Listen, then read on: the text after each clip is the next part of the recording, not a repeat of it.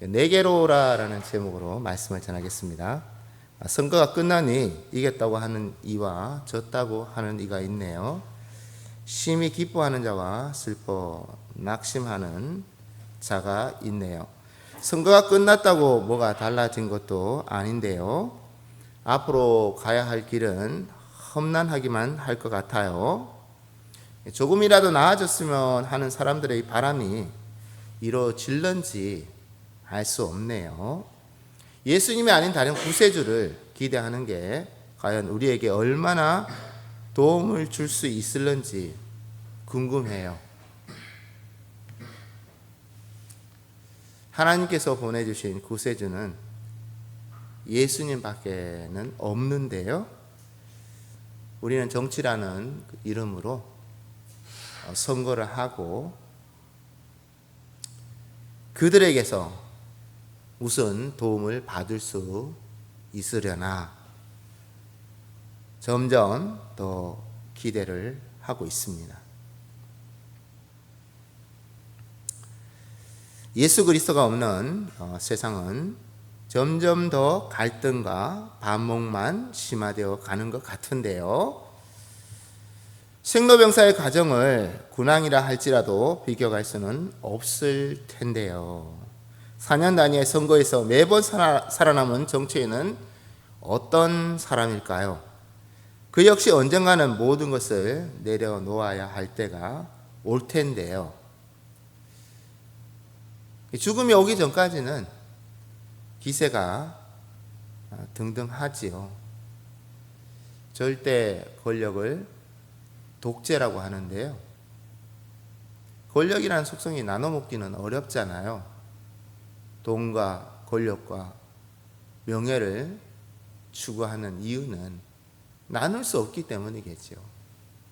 한 사람에게 집중되고 몇 사람에게 집중되기 때문에 우리가 갈구하는 거 아니겠어요? 우리와는 달리 예수님께서는 처음부터 겸손한 길을 선택하신 것 같아요. 우리는 이제 실패와 실패를 거듭하면서 좀 방향을 수정해 나가는 지혜로운 사람들이 있죠. 실패가 거듭함에도 불구하고 다수의 사람들은 그 방향 수정을 하지 못합니다. 옳은 길을 가지 못하는 거죠. 계속 안 되는 길로 고집하면서 나가는 거죠. 기독교인 가운데서도 자기의 생각이 잘못됐다면 설교를 듣고 또 은혜를 받고 성령의 감동을 받아서 내가 잘못됐구나 회개하라 라는 그 음성을 거절하고 자기 가고 싶은 대로 가는 거예요. 결국에는 교회를 떠날 수밖에 없고 하나님 없다 이런 절망적인 말을 내뱉을 수밖에 없는 것입니다. 자기가 뭐 하나님 있다고 그런다고 하나님 계시고 하나님 없다고 그런다고 하나님 안 계시고 그러면 하나님이 아니시죠. 우리가 하나님이 계시다 해도 하나님 계신 것이고 하나님 안 계시다 해도 하나님 계신 거죠.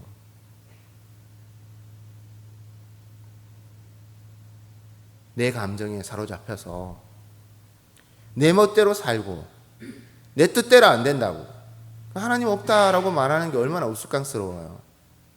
어리석은 사람은 스스로 멸망의 길로 가고요. 지혜로운 사람은 자꾸 자기를 반성하고 회개하는 거예요. 하나님의 음성을 처음에는 들을 수가 없죠. 조금씩 빛이 우리 마음속에 비치는 것처럼 하나님의 말씀을 듣고 자기를 바꿔보는 거예요. 다 바꿀 수도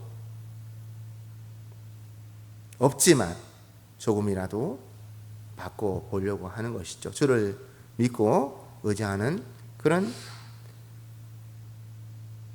겸손한 태도를 갖게 되는 것입니다.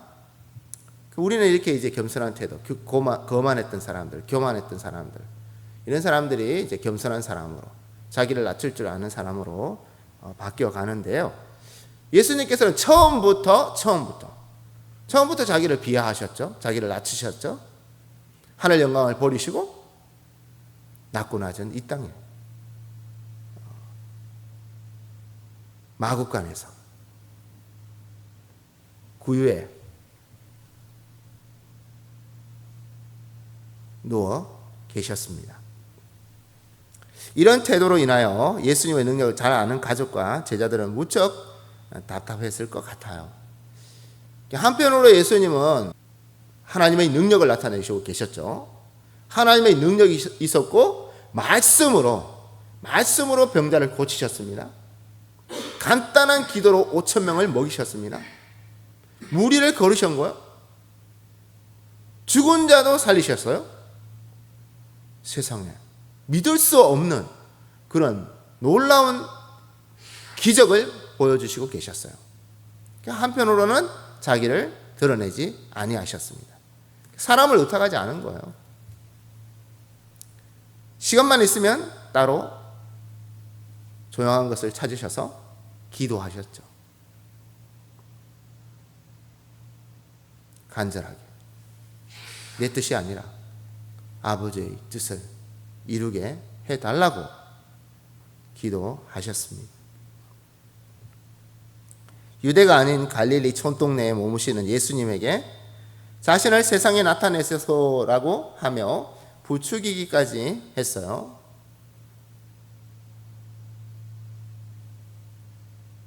그럴 수밖에 없잖아요. 아니 왜 그 이중적인 생활을 하고 계시는 거예요?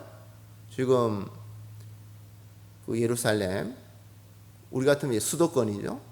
그중에 서울에서 유세를 하시고 나를 믿으라, 나를 따르라 이렇게 하시면 모든 사람들이 예수님을 지지하고 예수님을 왕으로 세울 텐데요. 왜 그렇게 하지 않으시는 거예요? 답답하죠. 하지만 예수님께서는 내 때는 아직 이르지 않았다라고 하시면서 갈릴리에 머무셨어요. 처음부터 예수님의 생각은 우리의 생각과는 달랐음을 알 수 있는 거예요. 지금도 마찬가지인 것 같아요. 지금도 수많은 교회가 있고요. 수많은 복음운동이 있고 수많은 하나님의 역사가 있는 것 같은데요. 그럼에도 불구하고 어떤 게 올바른 기독교인지 어떤 게 잘못된 이단인지 구별하기가 상당히 어렵습니다. 성령의 역사인지 이게 악령의 역사인지 그걸 구분해내기가 쉽지 않더라고요. 예수의 이름으로 귀신을 쫓아낼 때, 예수의 이름으로 병자를 고칠 때, 그때조차도 누가 주의 제자인가, 누가 주의 몸된 교회인가 분별하기가 쉽지 않더라는 것입니다. 우리가 생각하는 것은 하나님의 생각하는 것과 다르기 때문에 그런 거예요. 접근하는 방식이 다른 거 같아요. 우리 눈에 보이는 거, 세상의 부귀영화 이런 것이지 않습니까? 당장에 무슨 일이 일어나야 되는 거예요? 근데 하나님께서는 어떻게 하십니까? 부귀영화가 아니라 오히려 십자가였어요. 이게 무슨 일이에요? 예수 믿으면 부귀영화를 얻을 줄 알았는데 내가 이러려고 예수 믿는 거예요? 십자가의 고난이에요? 온갖 박해, 순환을 당하는 거예요. 누가 견딜 수 있겠습니까?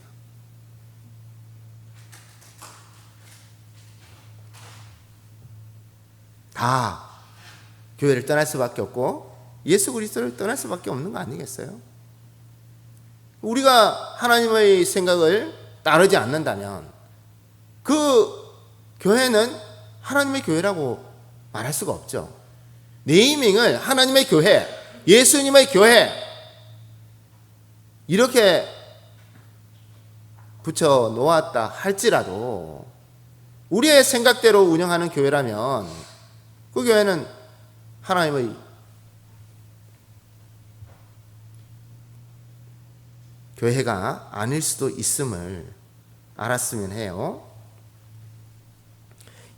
예수님에 대한 사람들의 평가는 극과 극이었어요. 이 편은 예수님을 좋은 사람이라고 하고 저 편은 무리를 미혹하는 자라고 했어요. 기독교에 사로잡힌 제사장, 바리새인 등은 적극적으로 예수님을 비방하면서 죽이려는 계획까지 세웠는데요. 우리가 이제 기득권이 있냐 기득권이 없냐가 굉장히 관심거리지 않습니까? 금수저, 은수저, 흙수저 이런 비아냥거리는 말도 있는데요. 부를 대물림한다는 거, 이게 선의의 악이에요? 마치 돈이 선의의 악이에요 그렇게 물어보는 느낌이에요. 돈이 선의가 악이에요? 우리 속담에는 우리 조상들은 참 지혜롭고 현명했던 것 같아요. 개같이 벌어서 정성같이 써라고 그렇게 이제 하지 않았습니까? 돈이라는 것은 참 벌기도 어렵고 그런데요. 벌어서 뭐 할 거예요? 이거죠. 벌어서 뭐 할 거예요? 당신이 그 돈을 벌어서 뭐 할 거예요? 대물림 해야죠. 자식들은 좀 편하게 살아야죠. 그것입니까? 하나님께서 주신 것, 하나님의 영광을 위해서 내가 쓰겠습니다. 하나님 나라를 위해서 쓰겠습니다. 예수님께서 저 병든 사람, 저 가난한 사람, 저 유리하는 사람, 나라를 잃어버리고 가족을 잃어버리고 온갖 질병에 시달리고 굶주리는 그 사람들을 돌아보셨잖아요. 주의 몸된 교회가 선교하는 교회, 구제하는 교회, 이 두 가지 사명이 있는데요. 요즘 교회들이 구제를 하면서도 왜 구제를 해야 되는지 잘 모르는 것 같은 인상을 받습니다. 왜 우리가 어려운 사람들을 도와줘야 되는가? 왜 소외된 사람들을 찾아서 그들을 도와줘야 되는가? 나도 누리면서 살아도 되는데 내가 번 돈 내가 다 쓰고 가도 되는데 나를 위해서 다 쓰고 가도 되는데 왜 그걸 구제하는데 써야 되나요? 무슨 이유가 있나요? 만약에 우리 교회가 그런 일을 한다면, 학교와 병원과 교회를 세워서 한다면 그게 누구를 위한 것인지, 나를 위한 것인지, 주와 복음을 위하여, 예수님을 위하여, 하나님을 위하여 하는 것인지 우리가 명확하게 알고 있는 것이 중요하겠죠. 모르고 하니까 자부심도 없는 거야. 모르고 하니까 내가 왜 이렇게 힘들게 살아야 되나, 나는 언제 여기에서 벗어나나, 이 족쇄에서, 이렇게 생각하는 거죠. 우리는 주의 종이고요, 저 세상 사람들은 돈의 종이에요. 누구의 종이 되느냐에 따라서 그 인생도 달라지는 거예요. 대기업에 들어가면 대기업의 종이지 않습니까? 중소기업에 들어가면 중소기업의 종이잖아요. 우리는 기본적으로 돈의 종이냐, 세상의 종이냐, 하나님의 종이냐,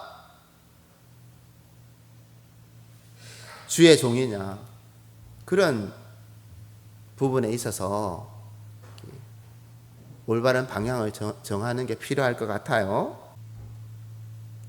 실제로 이들은 그 종들을 보내고 예수님을 잡으려고 했어요.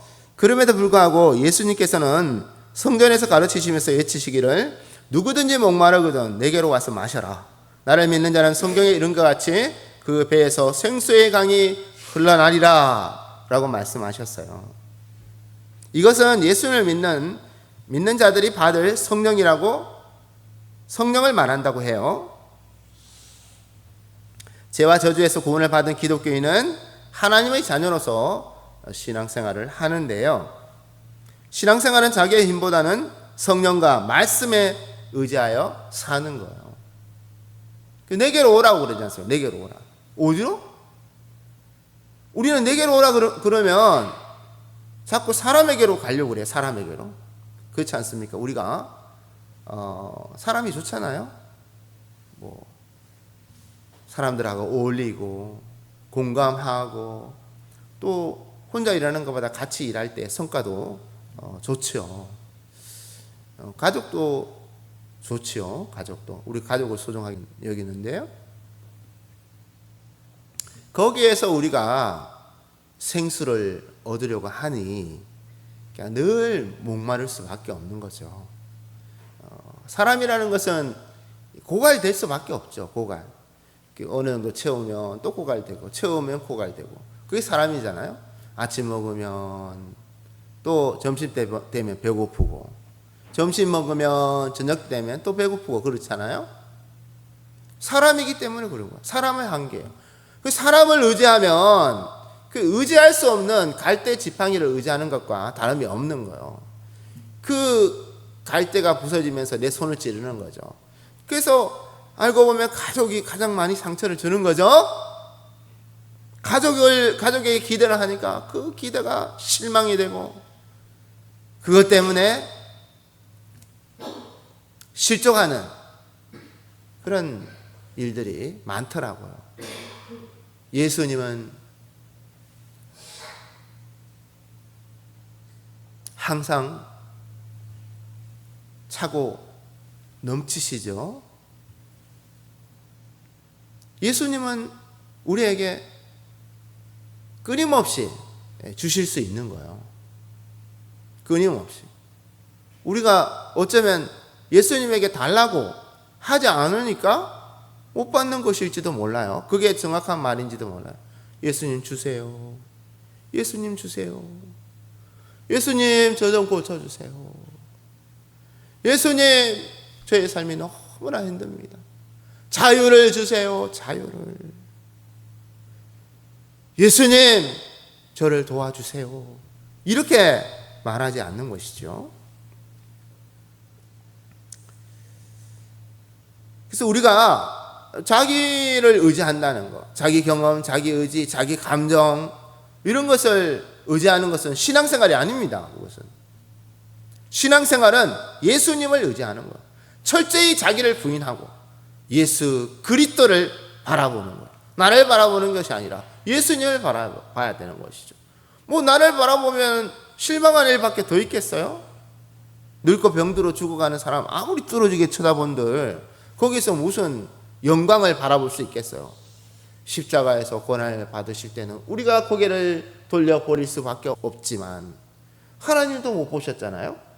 우리도 고개를 돌릴 수밖에 없죠. 그 처참한 광경을 어떻게 우리가 지켜볼 수 있겠어요? 하지만 장사한 지 사흘 만에 부활하셨습니다. 영원히 살리라. 할렐루야. 예수님을 바라보니까 부활의 영광이 보이잖아요. 죽으면 죽으리다. 죽으면 다시 살리라. 예수님을 바라보면 우리가 다시 힘을 얻을 수 있는 거예요. 다시 용기를 가질 수 있는 거예요. 그러니까 참 신기한 거예요. 기독교인들은 뭐 이제 은퇴를 하고 아무것도 못한다고 사람들은 용기를 잃어버리고 살아가는데 예수 믿는 사람들은, 기독교인들은 그 죽을 때까지 복음을 전하겠다는 거 아니에요? 예수님 부를 때까지 내게 맡겨주신 사명을 감당하겠다는 거 아닙니까? 신앙생활은 자기의 힘보다는 성령과 말씀에 의지하여 사는 거예요. 죄와 저주에서 구원을 받은 기독교인은 하나님의 자녀로서 신앙생활을 하는 거예요. 내 뜻이 아니라 아버지의 뜻을 이루고자 사는 거예요. 그러므로 일신의 부귀영화가 아니라 아버지와 함께, 따라해 봅시다. 아버지와 함께. 나를 위해서가 아니라 예수 그리스도와 함께 영생 복락을 누리는 것입니다. 예수 그리스도가 없는데 무슨 영생 복락이 있겠어요? 부귀영화를 꿈꾸다가 부귀영화를 이루지 못하는 그런 모습을 바라보는 것이 저주가 아닌가라는 생각이 들어요. 그냥 내 뜻대로 되지 않아서, 내 마음대로 되지 않아서 그냥 돈 좀 벌려고 아침부터 저녁까지 그렇게 하는데 아무도 도와주는 사람도 없고 돈도 벌리지도 않고 벌어는 다 잃어버리고, 그러는 사이에 이제 젊음도 가고 시간도 가고 똑똑함도 가고 늙고 병든 몸만 딱 남아 있는 거죠. 거기서 무슨 기쁨이 있겠어요? 무슨 즐거움이 있겠어요? 교회 다니고 싶겠어요? 네? 그 예수 그리스도와 함께 오늘 당장 지구에 종말이 올지라도, 오늘 세상에 전쟁이 나더라도 예수 그리스도와 함께 죽든지 살든지, 뭐 죽을는지 살는지 알 수 없죠. 하지만 나는 예수 그리스도와 함께 죽으리라, 예수 그리스도와 함께 살리라. 이게 신앙생활이라는 거예요. 그러므로 영생 복락을 누리는 거죠. 그저 자기가 아는 지식, 경험이 다라고 생각하는 사람이 예수님을 주와 그리스도로 이해하기엔 어려울 거예요. 예수님을 나의 주, 나의 하나님으로 고백하는 것은 상당히 어렵죠. 우리의 경험으로는 그걸 참 어려운 거예요. 어떻게 알 수 있죠? 어떻게? 네. 우리의 지식도 마찬가지예요. 지식이 짧으니까. 이상한 거는요, 과학자들이 그렇게 예수님을 잘 믿더라고요. 과학을 정말 성실하게 정직하게 공부한 사람들은요, 예수님을 그렇게 잘 믿는 거예요. 의사도 마찬가지입니다. 정말 열심히 공부하고 그런 의사들은 얼마나 예수님을 잘 믿는지, 선교도 얼마나 열심히 다니는지 참 대단하다. 목사가 선교를 다녀야 되는데 의사가 선교한다고 그렇게 돌아다니는 거 보면 아무튼 훌륭하다, 이런 생각을 하는데요. 자기를 부인하고 자기 십자가를 지고 예수님을 따라야 하는데요, 자기에게 별다른 유익이 없는데 굳이 예수님을 따를 이유가 있겠어요? 오늘날 많은 사람들이, 교회 안에 있는 많은 기독교인들도 자기한테 뭔가 유익이 안 되는 거예요. 이 시간에 꽃 구경을 가면 마음이 상쾌해질 텐데, 이 시간에 뭐 맛있는 것을 먹으러 가면 그냥 행복할 텐데, 가족과 함께 여행을 떠나면은 얼마나 재미있는 것을 많이 볼 수 있는데, 그 매일 뭐 몇십 년 동안 다닌 그 교회 가서 매일 보던 목사님, 매일 보던 교인들, 매일 보던 성경, 매일 듣던 뭐 설교, 매일 부르던 찬양, 그거 뭐 지겨서 이제 내가 교회를 그냥 습관이 있으니까 그만 가기는 그렇고, 그냥 한 달 뒤에 뭐 1년 뒤에 내가 나가리라, 아니면 다음 주라도 내가 나가면 되지 뭐, 이렇게 생각이 들 수밖에 없죠. 내게 유익이 없는데, 예수를 믿는데 내게 무슨 유익이 생길까요? 이렇게 생각을 하는 거죠. 자기의 중심으로 판단하다 보면 결국 성경도 교회도 멀리할 수밖에 없을 거예요. 그런데 우리가 꼭 알아야 할 것이 있어요. 하나님께서 우리를 먼저 사랑하셨다는 것을요. 그런데 우리가 하나님께서 먼저 죄인된 우리에게 손을 내밀어 주신 거예요. 독생자를 화목 제물로 내어주신 거예요. 우리의 죄를 대속하시기 위해 십자가에 내어주셨잖아요. 그러므로 내게로 오라라는 예수님의 음성을 듣고 예수님에게로 나아가시길 바라요. 그리고 하나님의 부름에 합당한 일꾼이 되시기를 바라요. 사람의 달콤한 말이 얼마나 많아요. 그냥 늘 하던 대로 살고, 시키는 대로 살고, 생각대로 하려고 하는 그 말을 믿으시나요? 그 사람의 말은 잘도 이렇게 듣더라고요. 근데 가만히 생각해 보면 다 지옥으로 끌고 가려는 사탄의 유혹일 텐데요.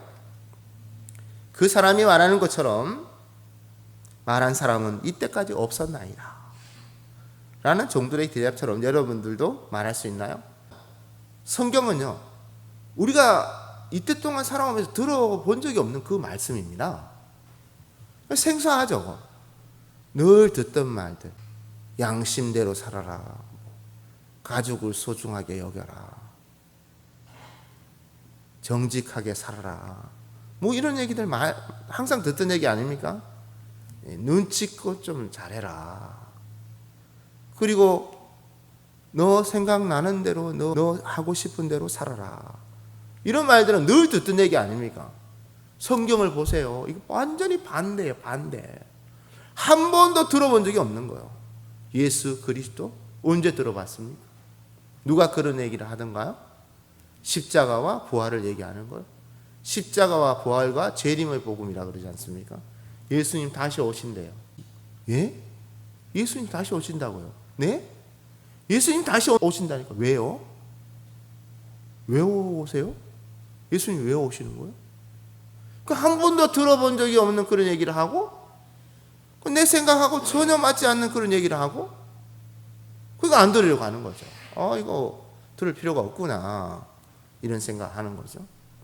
그런데 이 기득권을 가졌던 대제사장 바리새인들이 예수님 잡아오라고 보냈던 이 종들이 딱 가보니까 보고 들으니, 야, 이건 예수님 같은 분이 없으시네요.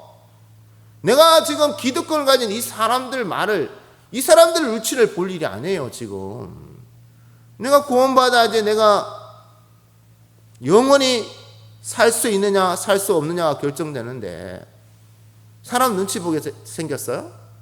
이 사람들이 내가 이때 동안 이런 말을 한 번도 들어본 적이 없습니다. 예수님 말씀을 들어보니까 당신들 말하는 거하고 영 다릅니다.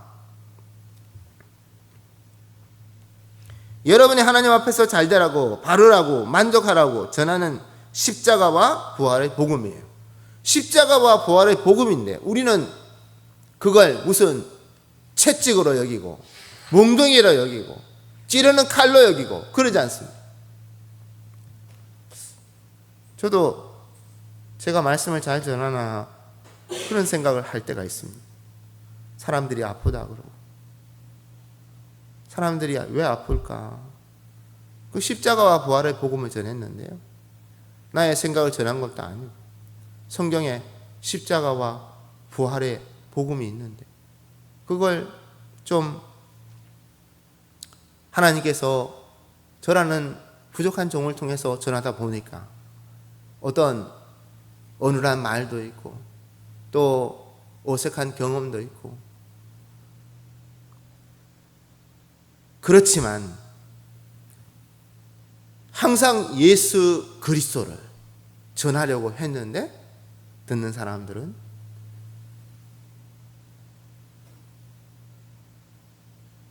마음 아파하는 것이죠. 힘들어하는 것입니다. 왜 그럴까요? 복음의 다름을 이해하시길 바라요. 복음의 다름을. 복음은 다르다. 책이라도 성경이 다르다는 것을. 여러분, 사람들이 책을 써놓으면 그게 몇 년이나 가겠어요. 우리가 경전이라고 부르지 하지 않습니까? 성경, 바이블. 우리가 죽었을 때 이 성경을 꼭 이렇게 이제 관 안에 넣어주기도 하죠. 매장을 할 때 이 성경을 그분이 사용하던 성경이니까 낡고 찢어지고 뭐 평생 사용했던 그런 흔적이 있겠죠. 그걸 관 안에 넣어주는 거예요.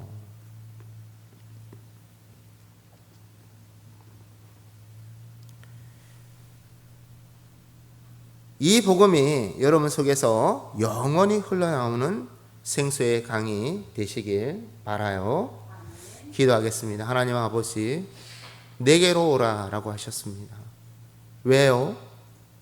왜 교회에 가야 되나요? 왜 예배를 드려야 하나요? 왜 헌금을 해야 되나요? 그런 반항심 같은 마음이 우리에게 있지는 않나요? 왜 우리는 예수 그리스도를 이해하지 못할까요?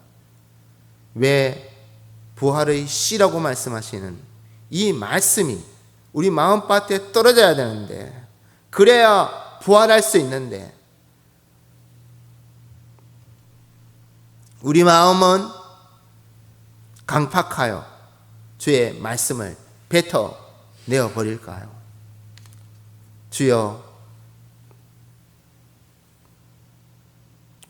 우리를 불쌍히 여겨주시고 말씀과 성령의 역사로 우리 어두운 눈을 밝혀주시고, 듣기 좋은 말이 아니라 예수 그리스도를 들을 수 있도록, 내게로 오라는 말씀을 들을 수 있도록, 왜 오라고 하시는지 궁금해하면서 호기심을 가지고 주께로, 교회로, 하나님 아버지의 품으로 나아갈 수 있는 자녀들,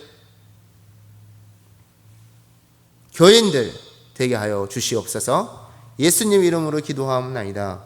아멘.